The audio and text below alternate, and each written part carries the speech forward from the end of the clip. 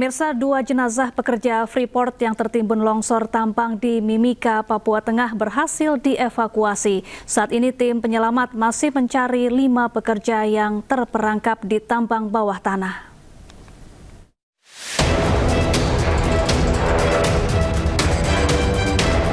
Tim penyelamat berhasil menemukan 2 jenazah pekerja Freeport yang tertimbun material basah di lokasi tambang bawah tanah Grasberg Block Cave, Mimika, Papua Tengah, Sabtu pagi.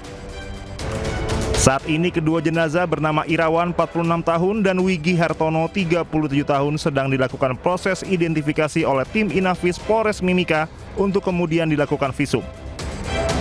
Korban atas nama Irawan berasal dari Cilacap, Jawa Tengah, sedangkan Wigi Hartono berasal dari Tulung Agung, Jawa Timur. Saat ini tim penyelamat masih mencari keberadaan 5 pekerja lainnya yang terperangkap di lokasi tambang bawah tanah Grasberg Block Cave. VP Corporate Communication PT Freeport Indonesia, Katri Krisnati mengatakan meski terus-menerus menghadapi tantangan besar dan risiko keselamatan tinggi, tim penyelamat bekerja tanpa henti membuka akses menuju lokasi keberadaan para pekerja dengan alat berat jarak jauh, bor, dan drone.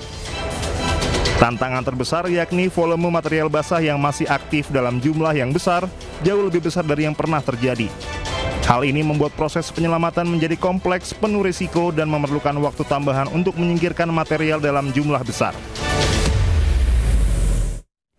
Pemirsa, aktivitas Gunung Lewotobi laki-laki di Kabupaten Flores Timur, Nusa Tenggara Timur kembali meningkat. Warga di sekitar gunung diminta waspada, sementara bandara ditutup. Aktivitas Gunung Lewotobi laki-laki kini berada di level 4 atau status awas. Warga diminta menjauh dari kaki gunung. Warga yang terdampak abu vulkanik juga diimbau mengenakan masker.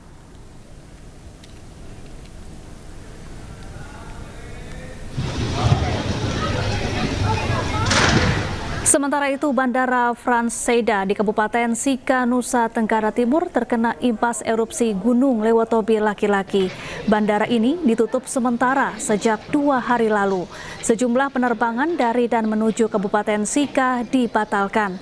Para penumpang terpaksa melakukan reschedule atau penjadwalan ulang. Sebagian penumpang mengajukan pengembalian uang dari tiket yang telah dibeli.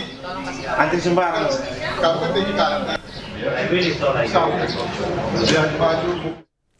Ya, untuk mengetahui perkembangan terkini erupsi Gunung Lewotobi laki-laki, kita bergabung dengan jurnalis iNews Joni Nura yang ada di Bandara Frans Seda Maumere. Selamat siang Joni, bagaimana kondisi terkini di Bandara Frans Seda? Pemirsa, kita berada di Bandara Frans Seda Maumere. Ini saya ingin melaporkan bahwa aktivitas di Bandara Frans Seda sendiri hingga siang ini tidak ada aktivitas penerbangan baik dari Maumere menuju Kota Kupampung sampai saat ini masih ditutup akibat erupsi Gunung Lewotobi yang terjadi pada Jumat malam dengan ketinggian kolom abu mencapai 6.000 km. Safa. Iya Joni, kalau dibandingkan dengan hari sebelumnya, apakah kolom abu maupun abu vulkanik yang terasa di Bandara Frans Seda mengalami peningkatan atau menurun dibandingkan hari sebelumnya? Baik Syafa, dapat saya sampaikan bahwa pada pagi tadi terjadi erupsi lagi, terjadi 2 kali. Namun erupsinya cukup kecil, ketinggian kolom abu hanya mencapai 800 meter dari puncak kawah Gunung Lewotobi itu sendiri. Pagi tadi juga abu vulkanik juga jatuh di Kota Maumere, namun tidak banyak Sabtu kemarin, Safa. Hingga saat ini penerbangan di Bandara Frans Seda sendiri ditutup sudah 2 hari, Safa. Ya, lalu bagaimana dengan proses penjadwalan ulang penerbangan maupun pengembalian uang dari tiket yang dibeli oleh calon penumpang? Apakah sudah berjalan dengan lancar di Bandara Frans Seda? Ya, benar sekali, Safa. Para penumpang yang bakal untuk diberangkatkan ke Kota Kupang maupun ke Jakarta sudah mulai menukarkan tiket mereka ke pihak maskapai untuk berganti penerbangan baik dari Larang-Tuka maupun dari Ende, Safa. Ya, kalau dari informasi petugas setempat, bagaimana dengan prediksi aktivitas Gunung Lewotobi laki-laki selama beberapa hari ke depan? Apakah ada kemungkinan aktivitas gunung ini akan mengalami peningkatan, Joni? Ya, Safa, memang benar bahwa Gunung Lewotobi sekarang berada pada status awas, yaitu pada status yang cukup tinggi untuk sendiri. Namun juga kita kepada masyarakat tetap waspada karena Gunung Lewotobi ini mempunyai ketika sendiri, dia terjadi erupsi secara tiba-tiba dan pastikan apakah ini akan berakhir ataukah terus meningkat pada esok atau pada malam sore atau malam hari nanti. Sampai. Baik, terima kasih Joni Nura langsung dari Bandara Frans Seda Maumere, Nusa Tenggara Timur. Kita ke informasi lain, pemirsa. Menu makan bergizi gratis di Kabupaten Biren, Aceh didapati basi dan mengandung belatung. Bahkan sejumlah buah yang diberikan kepada siswa juga kondisinya busuk. Viralin, Wak. Ini ulat. Ini ya, tinggut. Ini. Apa itu? Aduh. Oh ya. Inilah makanan basi yang ditemukan dalam wadah menu makan bergizi gratis di SD dan SMP swasta di Biren, Aceh. Buah salak yang dibagikan juga diterima siswa dalam kondisi busuk dan terdapat belatung. Para siswa pun menolak mengonsumsi MBG karena mayoritas makanan berbau tidak sedap. Peristiwa ini langsung mendapat perhatian serius dari pemerintah setempat dan pihak Kejaksaan Negeri Biren usai dilaporkan orang tua siswa.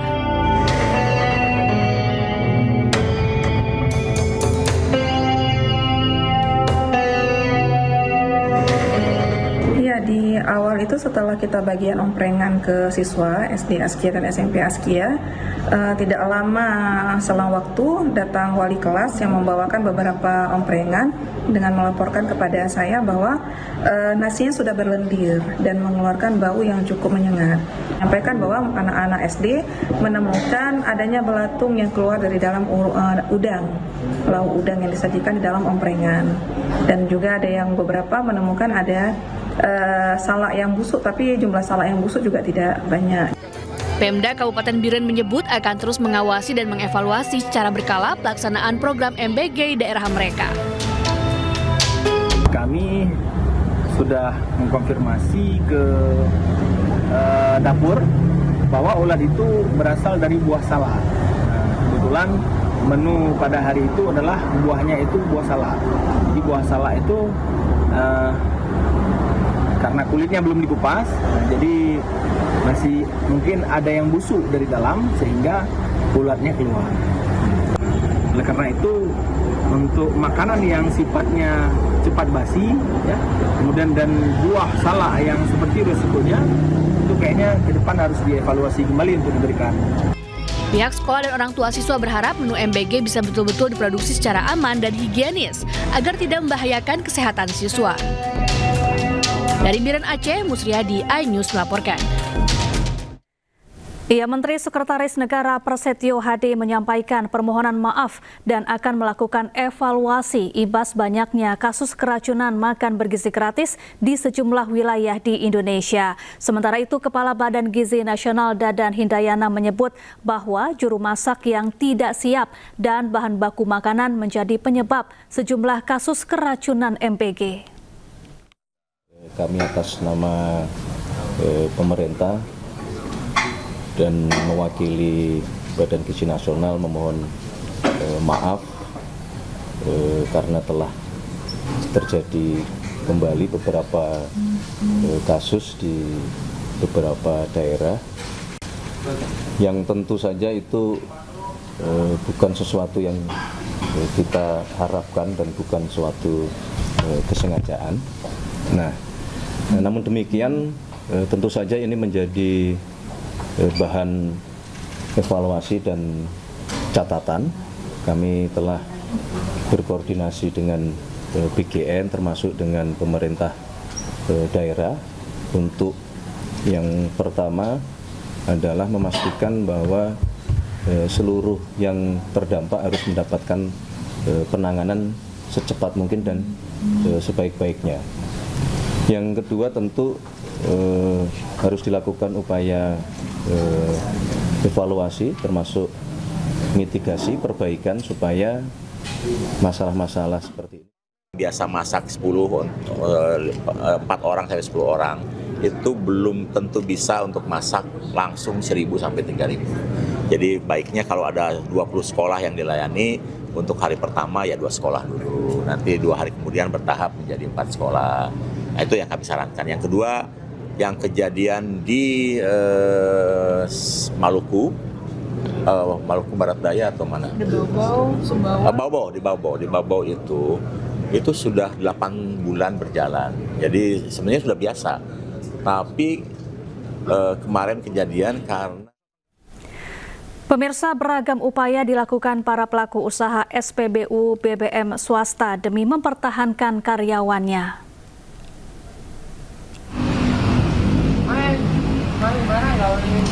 Mas, kok sampean dulinan banyu ngene tambah aku mbapet, dapen kok gak totolan bensin, Mas? Sekarang cuci motor, Mas. Oh, cuci motor. Iya. Oh. Usai viral video sejumlah petugas SPBU swasta berjualan kopi akibat stok BBM yang dijual kosong. Kini ramai video sejumlah pegawai SPBU swasta di kawasan Surabaya, Jawa Timur melayani jasa cuci motor. Layanan resmi cuci motor ini buka dari pukul 6 pagi hingga 10 malam dengan tarif Rp20.000 per motor. Sementara itu, untuk ketersediaan BBM di SPBU swasta ini kini dalam keadaan terbatas. Ya, kelangkaan BBM SPBU swasta terus mengundang iba. Di tengah ancaman PHK, pegawai SPBU swasta terpaksa banting setir berjualan aneka dagangan menyiasati ketiadaan stok BBM. Sampai jualan durian montong, bayangkan. Jualan kue, jualan... Kita juga ada durian montong atau kue lapis ya. Kalian nampak ya. Kesian sih. Masyarakat terus membagikan cerita momen pegawai SPBU swasta terpaksa menjajakan aneka dagangan di tengah langkanya stok BBM. Tak hanya di lokasi SPBU, karena kosongnya stok BBM di sejumlah SPBU swasta, para pegawai berkeliling menjajakan kopi, berharap bisa menjemput rezeki. Fenomena ini bukan soal kreativitas, namun karena ancaman PHK yang membayang jika kelangkaan terjadi entah sampai kapan. Kelangkaan stok bahan bakar minyak di SPBU swasta terjadi sejak akhir Agustus 2025 dan masih terjadi hingga kini. Meski masih bisa mengisi BBM di Pertamina, masyarakat mengaku resah lantaran tidak punya pilihan SPBU. Di tengah isu monopoli yang diharapkan tidak benar terjadi, gerak cepat pemerintah mencari solusi masih terus dinanti. Menteri Energi dan Sumber Daya Mineral Bahlil Lahadalia menjelaskan kesepakatan yang dihasilkan dalam rapat antara Badan Usaha Penyediaan BBM swasta dan Pertamina. Pihak swasta menyetujui berkolaborasi dengan pemerintah. Menurut Bahlil, kuota impor BBM swasta telah diberikan sebesar 110% dibandingkan tahun 2024. Namun jatah 110% yang diberikan habis sebelum 31 Desember. Pemerintah memutuskan mekanisme impor dilakukan bersama antara Pertamina dan pihak swasta. Teman-teman, saya ingin menjelaskan bahwa impor ini bukan satu pintu. Kuota impornya ini kan sudah diberikan 110% dibandingkan dengan tahun 2024. Contoh, kalau AKR dapat 1 juta kiloliter 2024, maka di 2025 itu ditambahkan 10%, berarti 1.100.000 kiloliter. Dalam prosesnya ada kekurangan, jadi kekurangan itu yang diberikan. Jadi nggak ada itu satu pintu mas. Ke Pertamina itu pakai kontrak spot atau ICP? Nanti B2B lah, negara tidak boleh mengatur juga sampai teknis begitu. Kita sudah sepakat open book dan bisnis to bisnis dari mereka. Ya. Stabil, harga tidak ada kenaikan-kenaikan, harga stabil tergantung harga